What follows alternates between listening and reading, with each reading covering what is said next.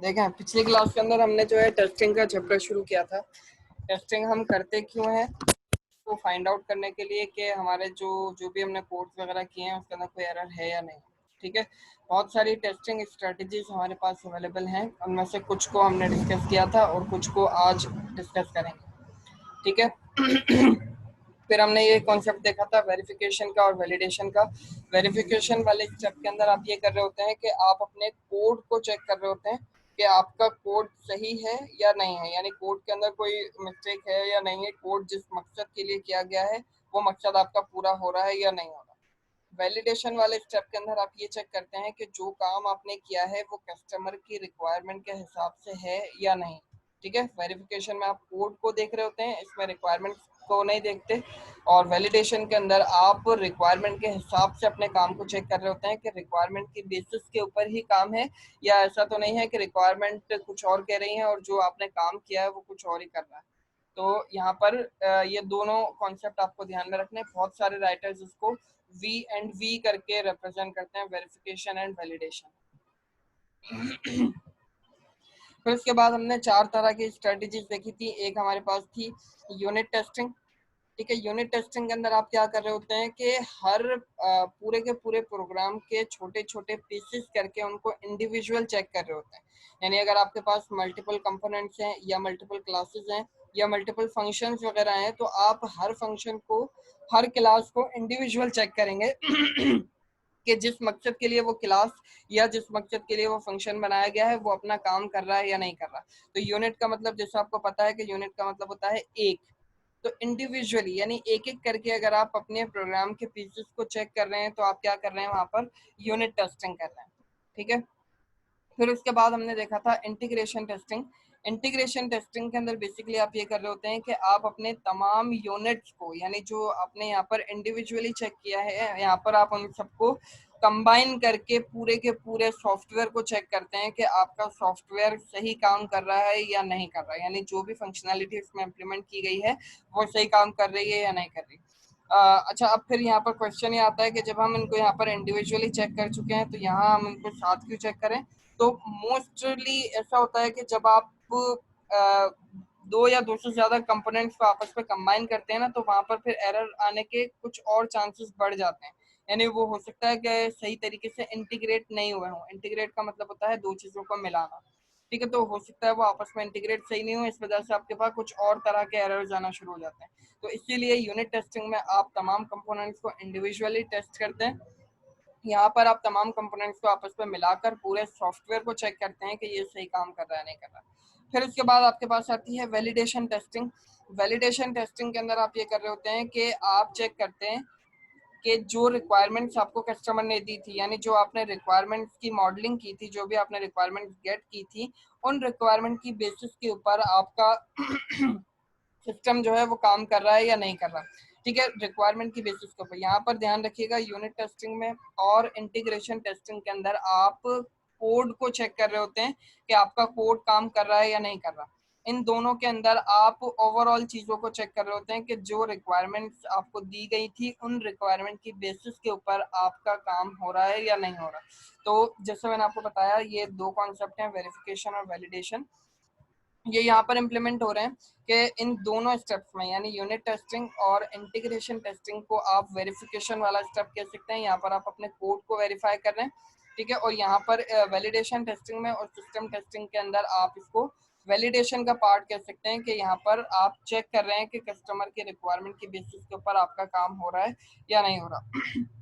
तो validation testing के अंदर where requirements established as part of requirement modelling are validated against the software that has been constructed. जो software आपने बनाया है उसको हम चेक करते हैं रिक्वायरमेंट की बेसिस के ऊपर कि वो सही काम कि वो जिस रिक्वायरमेंट के लिए बनाया गया है वो रिक्वायरमेंट पूरी कर पा रहा है या नहीं कर पा रहा।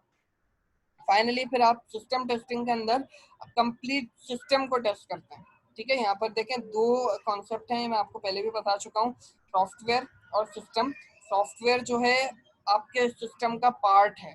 ठीक है, सिस्टम एक फुल पिक्चर का नाम है, सिस्टम का एक पार्ट होता है सॉफ्टवेयर। ठीक है, सिस्टम के अंदर और कंपोनेंट्स भी आ जाते हैं, जैसे आपका यूजर आ जाता है, उसके अंदर आपके हार्डवेयर कंपोनेंट्स आ जाते हैं, और जो दूसरी चीजें किसी भी तरीके से आपके सिस्टम में इन्वॉल्व हो रही हैं वो तमाम के तमाम आपके सिस्टम का पार्ट होंगी। ठीक है, तो सॉफ्टवेयर जो है आपके सिस्टम का पार्ट है। इस सिस्टम टेस्टिंग के अंदर आप ओवरऑल सिस्टम को चेक कर रहे होते हैं। इस सिस्टम टेस्टिंग के ही बारे में आज की हमारी क्लास है। ठीक है, तो सिस्टम टेस्टिंग को डिटेल से देखेंगे कि इसमें क्या क्या होता है, कौन कौन से तरीके हैं सिस्टम को टेस्ट करने के। फिर उसके बाद आगे की चीज़ों को हम डिस्कस। तो होपफुली यहाँ तक आपको चीज़ें क्लियर हो गई होंगी। 4 तरह की स्ट्रेटजीज हैं। इन चारों स्ट्रेटजीज को ये एक स्पाइरल की मदद से समझाया गया है। पिछली क्लास में भी मैंने बताया था कि ये स्पाइरल मॉडल नहीं है, ये स्पाइरल की मदद से सिर्फ आपको कॉन्सेप्ट समझाने के लिए बनाया गया है। ये बुक का ही डायग्राम मैंने कॉपी किया है यहाँ पर। ठीक है, यूनिट टेस्टिंग के अंदर आप अपने कोड को इंडिविजुअली चेक कर रहे होते हैं। फिर आप सेकंड स्पाइरल के अंदर आते हैं, तो इंटीग्रेशन टेस्टिंग के अंदर आप क्या कर रहे होते हैं, डिजाइन को चेक कर रहे होते हैं, यानी आप तमाम यूनिट्स को आपस में कंबाइन करके फुल डिजाइन को यानी फुल सॉफ्टवेयर को चेक कर रहे होते हैं। थर्ड स्पाइरल के अंदर आप वैलिडेशन टेस्टिंग के अंदर अपने रिक्वायरमेंट्स की बेसिस के ऊपर इसको चेक कर रहे होते हैं। और आखिर के अंदर आप सिस्टम टेस्टिंग में पूरे के पूरे सिस्टम इंजीनियरिंग यानी पूरे के पूरे सिस्टम को यहाँ पर चेक कर रहे होते हैं। तो इस स्पाइरल की मदद से आप कॉन्सेप्ट को दिमाग में रख सकते हैं कि कौन सी चीज़ किस तरह काम कर रही है। ठीक है, इस स्पाइरल को बहुत ज़्यादा दिमाग पे सवार करने की जरूरत नहीं है, आपको इंडिविजुअली पता होना चाहिए कि कौन सी टेस्टिंग का क्या काम है। ठीक है, ये ज़्यादा मेन है, ये स्पाइरल सिर्फ आपको समझाने के लिए बताया गया है।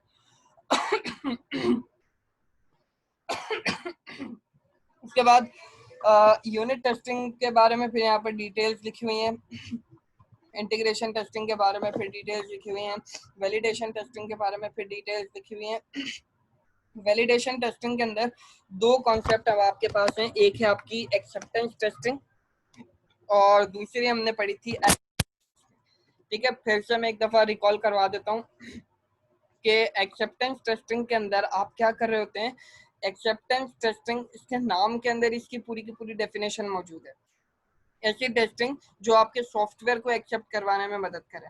ठीक है, अब सॉफ्टवेयर को एक्सेप्ट कौन करेगा, आपका कस्टमर करेगा। एक्सेप्टेंस टेस्टिंग उस तरह के सॉफ्टवेयर के लिए की जाती है जो लार्ज ऑडियंस के लिए नहीं बनाए गए होते। ठीक है, अब दो तरह के सॉफ्टवेयर आपके पास हो सकते हैं, एक वो सॉफ्टवेयर जो स्पेसिफिक कस्टमर के लिए बनाए गए हैं, ठीक है, और एक वो सॉफ्टवेयर होते हैं जो लार्ज पब्लिक के लिए बनाए गए हैं। अब इन दोनों के अंदर डिफरेंस समझ लें कि कौन कौन से होते हैं। स्पेसिफिक कस्टमर आपके कौन कौन से हो सकते हैं, फॉर एग्जांपल आपको किसी स्कूल ने या किसी ऑर्गेनाइजेशन ने, कोई बिजनेस कंपनी हो, उसने कोई अपनी वेबसाइट बनाने के लिए आपको दी है। ठीक है, तो अब वो जो कंपनी के लिए या जिस ऑर्गेनाइजेशन के लिए आप कोई सॉफ्टवेयर डेवलप करके देंगे वो स्पेसिफिक कस्टमर के लिए देंगे, यानी वो जो आप वेबसाइट बना रहे हैं वो एक पर्टिकुलर कंपनी के लिए है, वो ओवरऑल सबके लिए नहीं है, वो उस कंपनी को रिप्रेजेंट करने के लिए बनाई गई है, यानी उसके अंदर डिटेल्स जो होंगी वो उस कंपनी के लिए होंगी।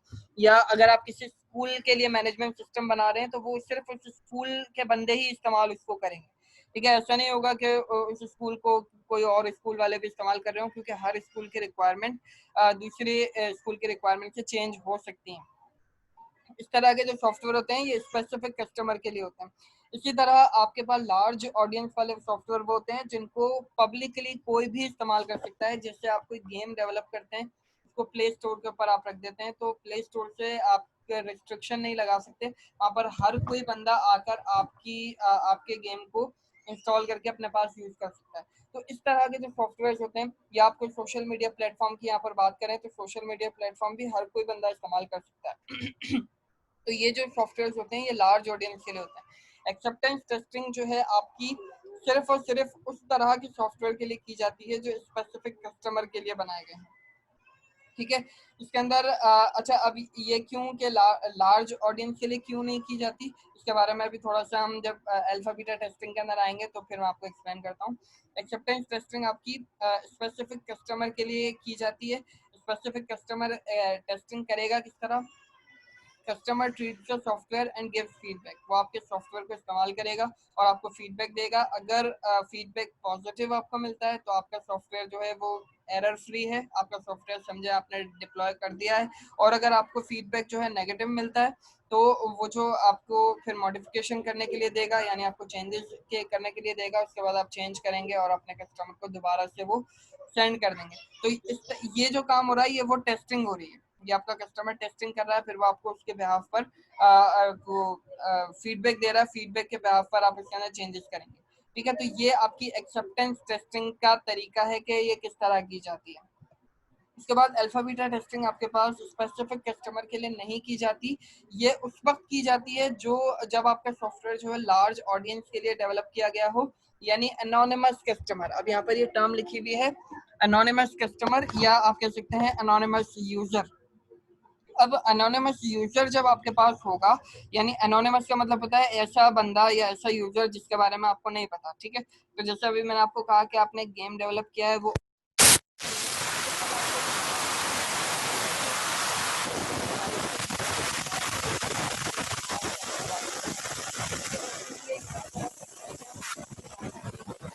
हमने कहा था कि लार्ज ऑडियंस वाले सॉफ्टवेयर के लिए एक्सेप्टेंस पॉसिबल नहीं है। उसकी वजह ये है कि लार्ज ऑडियंस वाले सॉफ्टवेयर के अंदर कस्टमर जो है उसके बारे में हम ये नहीं कह सकते कि एक ही टाइप की, यानी बच्चे ही हमारी इस चीज़ को इस्तेमाल करेंगे या इस एज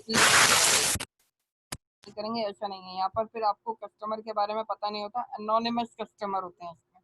ठीक है, इसीलिए आपके पास एक्सेप्टेंस टेस्टिंग पॉसिबल नहीं है। यहाँ पर आप करते हैं alpha beta testing. Alpha testing और बीटा टेस्टिंग के अंदर क्या होता है कि ये टेस्टिंग दोनों आपके कस्टमर ही करते हैं, लेकिन अल्फा टेस्टिंग के अंदर आपका डेवलपर मौजूद होता है टेस्टिंग के टाइम पर।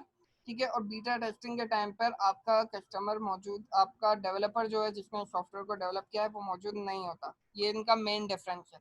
ठीक है, अल्फा टेस्टिंग सॉफ्टवेयर को रिलीज करने से पहले, यानी आप अपनी प्रोडक्ट को रिलीज करने से पहले करते हैं, और बीटा टेस्टिंग आप सॉफ्टवेयर या प्रोडक्ट की रिलीज करने के बाद करते हैं। अब इसकी एग्जांपल बहुत सिंपल सी आप ले लें।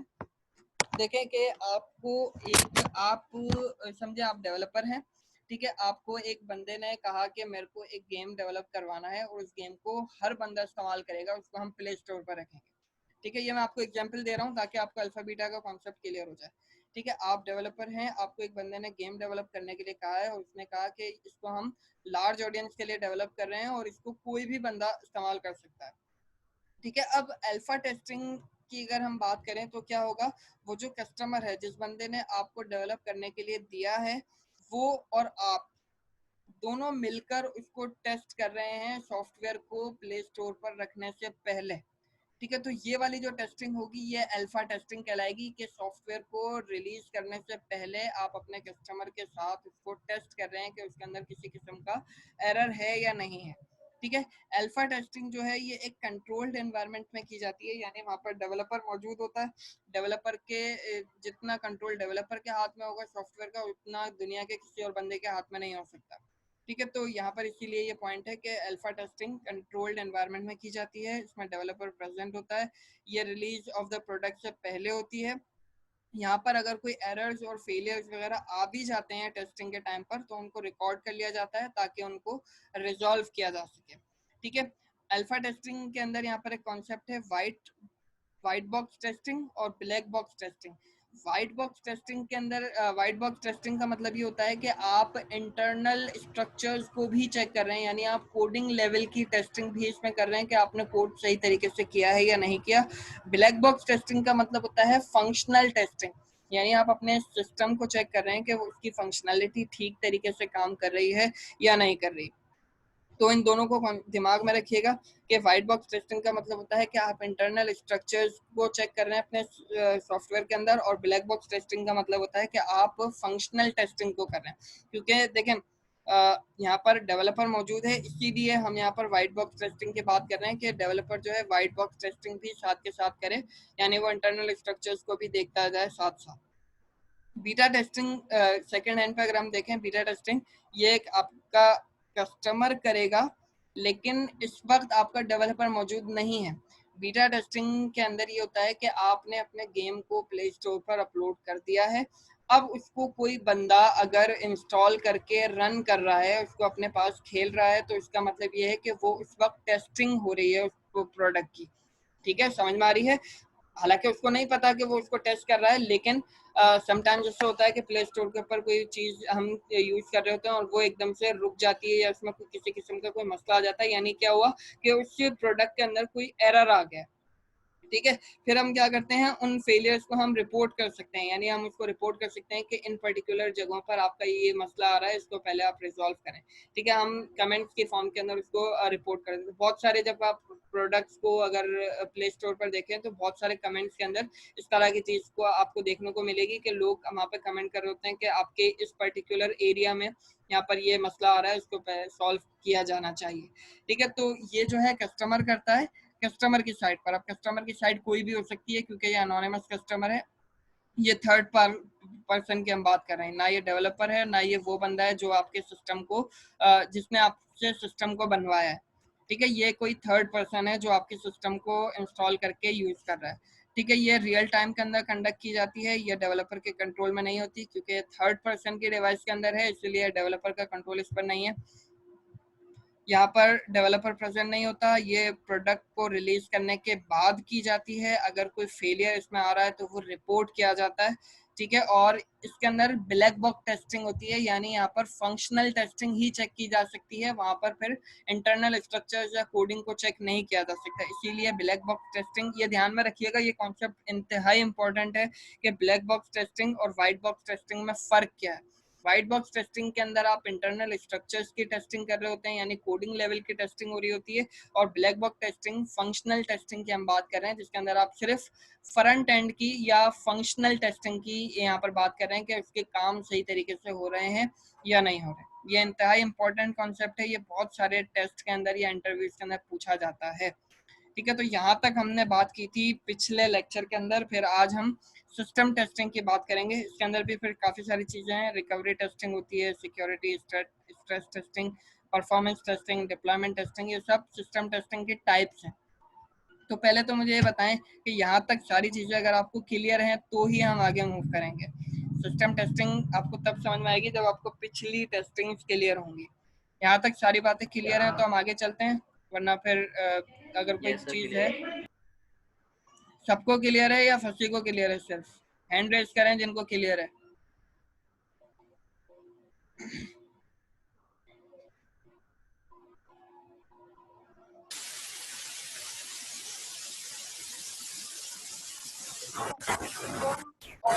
सॉफ्टवेयर के अंदर आपके पास यहाँ पर थोड़ा सा ध्यान दीजिएगा।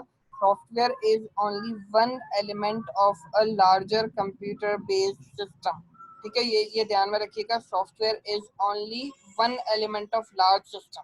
ठीक है, सिस्टम आपके पास फुल चीज की हम बात कर रहे हैं।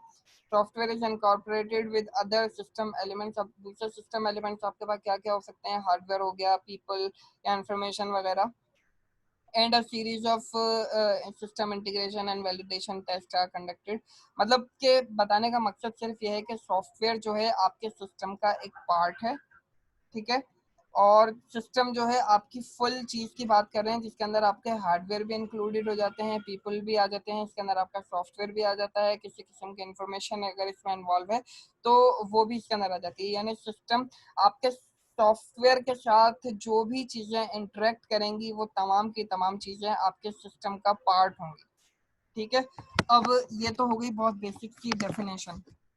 ठीक है, सिस्टम टेस्टिंग के अंदर आप उन तमाम चीज़ों को मिलाकर अपने पूरे के पूरे सिस्टम को टेस्ट कर रहे होते हैं कि जो हार्डवेयर के ऊपर हम इसको इस्तेमाल करने वाले हैं, क्या वो हार्डवेयर इसके कंपैटिबल है, क्या जो आप सॉफ्टवेयर डेवलप कर रहे हैं वो कंपैटिबल है या नहीं है आपके हार्डवेयर के लिए। इस तरह की चीज़ें, किस तरह के यूजर आपके सॉफ्टवेयर को इस्तेमाल करने जा रहे हैं, इस तरह की चीज़ें भी हम इसके अंदर देखेंगे। इसके अंदर फिर डिफरेंट आपके पास टाइप्स आ जाती हैं। रिकवरी टेस्टिंग है, सिक्योरिटी टेस्टिंग है, स्ट्रेस टेस्टिंग है, परफॉर्मेंस टेस्टिंग है और डिप्लॉयमेंट टेस्टिंग है। ये 5 टाइप्स हैं आपकी सिस्टम टेस्टिंग की। इनको अभी हम नेक्स्ट क्लास के अंदर डिस्कस करेंगे डिटेल से कि कौन सी टेस्टिंग का क्या मतलब है और ये किस तरह की जाती है। ठीक है, तो सिस्टम टेस्टिंग, अब देखें चारों को आपने दिमाग में रखना है। यूनिट टेस्टिंग का मतलब होता है इंडिविजुअल टेस्टिंग ऑफ कंपोनेंट्स, और इंटीग्रेशन का मतलब होता है पूरे के पूरे सॉफ्टवेयर की टेस्टिंग। वैलिडेशन का मतलब होता है सॉफ्टवेयर की testing with respect to requirement modelling. और आखिर के अंदर सिस्टम टेस्टिंग के अंदर आप पूरे के पूरे सिस्टम को चेक कर रहे होते हैं कि आपका सिस्टम बाकी एलिमेंट के साथ मिलने के बाद किस तरह काम करेगा। फिर सिस्टम टेस्टिंग की ये 5 टाइप्स आपके पास अवेलेबल हैं। इन 5 टाइप्स को अभी हम नेक्स्ट क्लास के अंदर डिस्कस करते हैं। ठीक है, अभी मैं क्लास को जो है वाइंड अप करते हैं यहाँ पर।